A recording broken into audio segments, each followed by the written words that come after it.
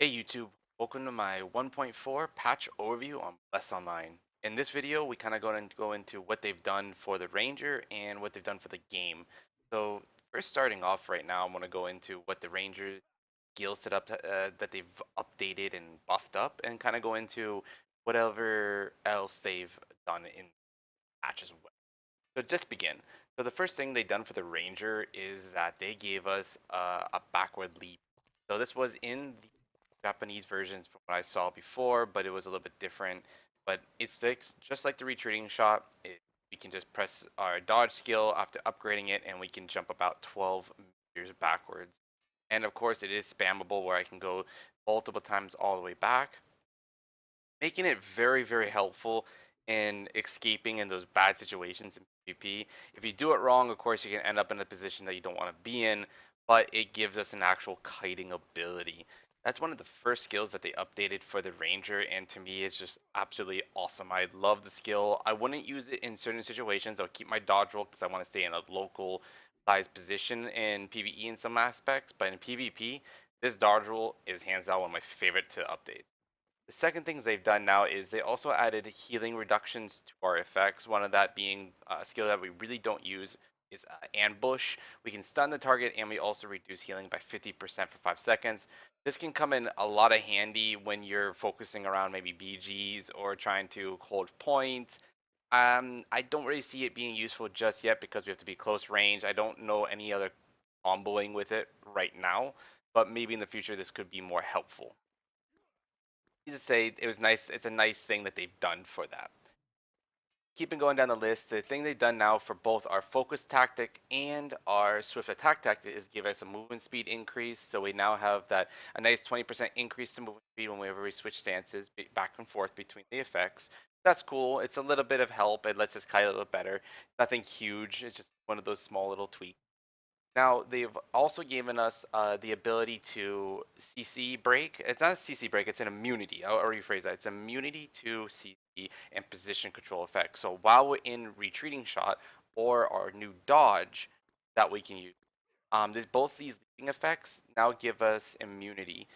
We can also use the swift attack breakaway, which gives us immunity as well. Again, you're not really using that too often. But the fact that retreating shot now has immunity to CC and position control effects is awesome. It allows us to really just kite and control our opponent when we're facing them in a 1v1. So really, really like that. Right now, I'm hoping to see more with this, where we have more kiting ability. Once they fix our prudence issue, I think archers would be in like a good stable spot that they can start focusing on other DPS classes like the mage and updating them for mana issues and kind of balancing out the set pieces and the bonuses.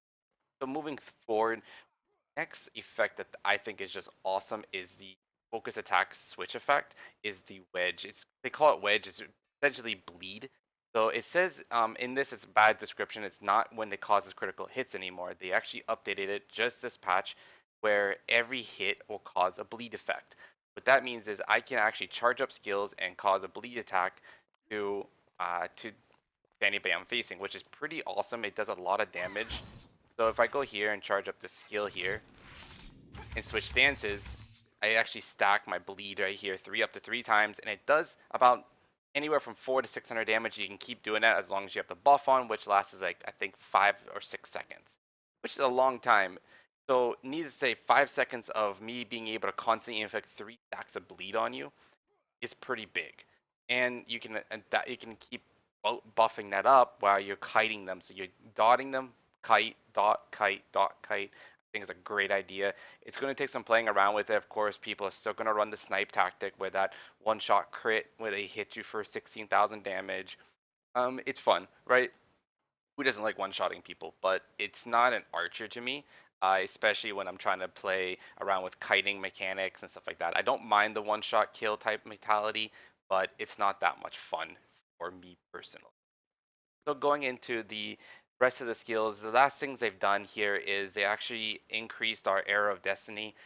In this retreating shot build, you can actually buff up Arrow of Destiny. It's already hitting reduce healing by 30% instead of 10% like it was before, and it used to be 3 seconds, now it's 5 seconds.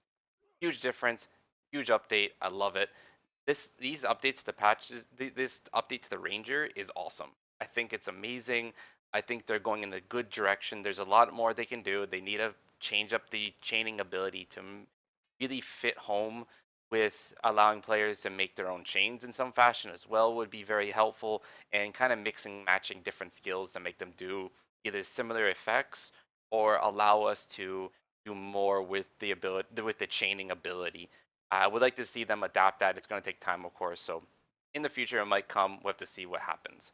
But for right now, Neowiz is stepping up. They are fixing problems. They updated the Guardian, they updated the Berserker, and they updated the Paladin.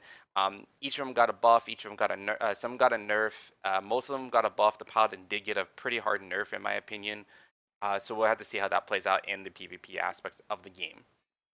So going into what else they've changed, the they've added a new dungeon. So now we have the next elite dungeon for MT. You can only do this once a day, and it's the bosses up to the final boss. For Flogus, it's supposed to be not too bad. You do need to have a decent amount of HP, around 18,000 for your tanks, and your archers and your range want to be at least over 12,000 is what I've been told. I have not done it personally. I've only watched people do it. It looks pretty simple. Flogus, on the other hand, has an RNG effect. We haven't figured out the mechanics. Maybe somebody has already, but I haven't seen it.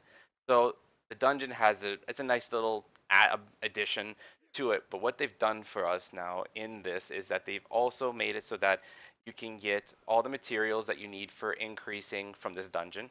So from you can get the horns, the skins, the wings to stop the decreasing of your gear from to up to plus 10. You can get the sword of Flogus again to stop the weapon enhancement from decreasing. You have gold ore figures, and dungeon points, of course. They also put a time effect into this one. So if you beat all bosses before the 25-minute timer has finished, you get better rewards. Meaning, so if you defeat 3 bosses in 25 minutes, you're going to guarantee get a skin piece.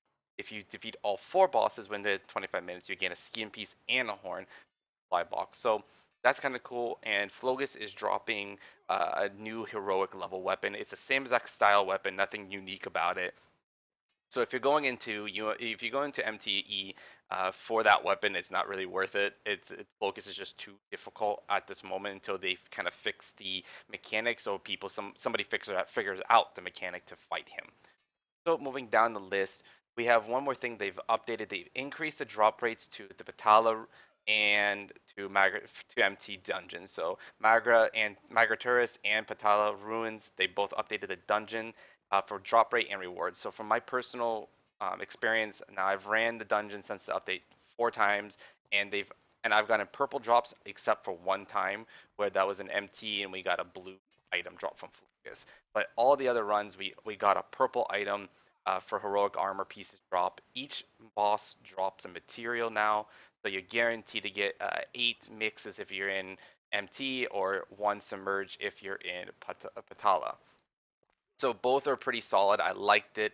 I liked what they did to that. So now you can go 4-man into PR and guarantee that everybody comes out with 2 submerges. It's kind of sad that you can't bring 5 people in to have everybody get a material. They could add in quest lines into each of the dungeons for like a daily.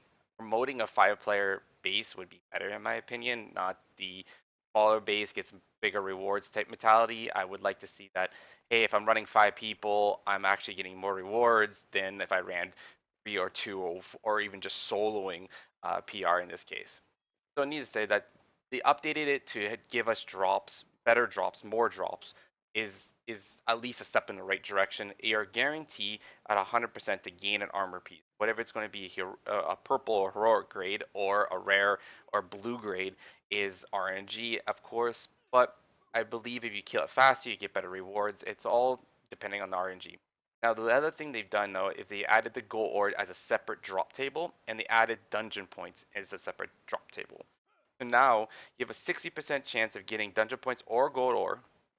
You're getting a decent amount of dungeon points by running 2 PRs and 2 Patalas. Sorry, two MTs and 2 PRs. I was able to obtain around 7,000 dungeon points.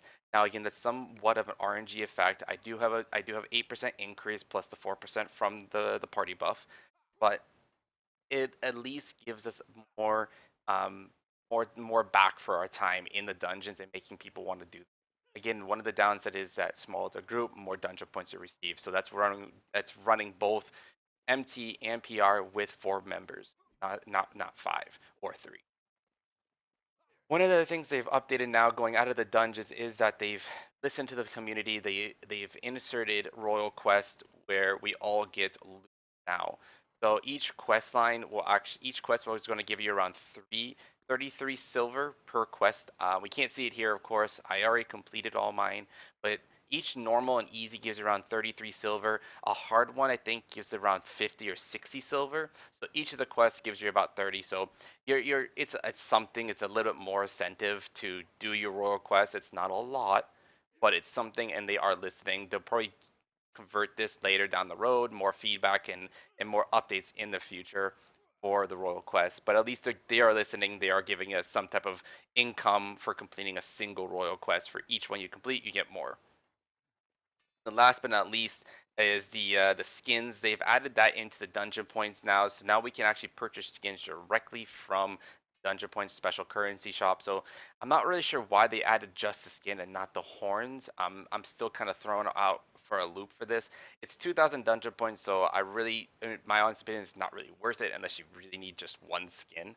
The dungeon point boxes is still pretty solid in getting what you need out of it, but I've had some bad luck where I don't get anything besides condensation magic stones, and I've heard people getting 5, 6, 7 skins from 10 boxes. So it's a hit and miss on this one. And the last thing is they've added now targeting mode to everybody into the game. So what that means is now if I wanted to be similar to the Berserker, I can. So what this has done now is now we can do different classic of targeting modes. You have the tab targeting, point and click targeting, or the style that Zerker's already using with his non-targeting mode.